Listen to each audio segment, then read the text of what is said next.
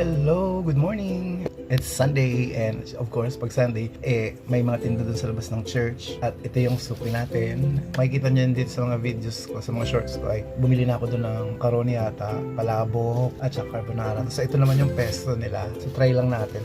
Sarap pa. Yung first time ko rin ito na makakain. 50 pesos only, no? So meron din tayo Ovaltine. Kung tataka kayo kung ano to, yan ay mga chia seeds. Pandesal. So let's eat. Thank you, Lord.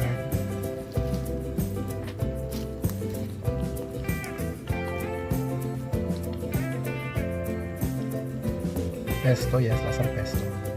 I-mix natin para yun.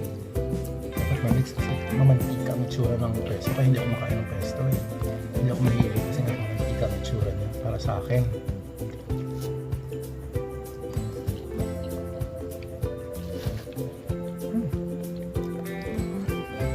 Sarap naman.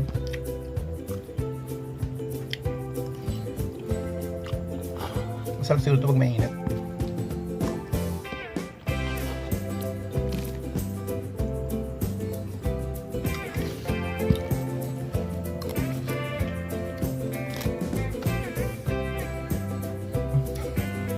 Naharap pa yung phone ko, yun pala.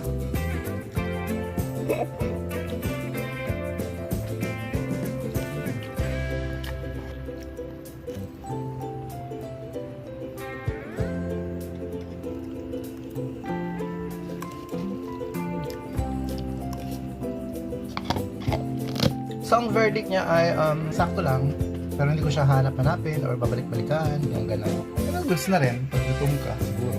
Masarap siya, sakto, yung gano'n lang. Hindi naman siya yung wow, super sarap. Or hindi naman siya yung hindi masarap. Kaya sakto lang, basta nasa sakto lang, okay? Pero hindi ko siya babalikan. Babalikan bilhin, gano'n. Kaya alam niyo na. Thank you for watching.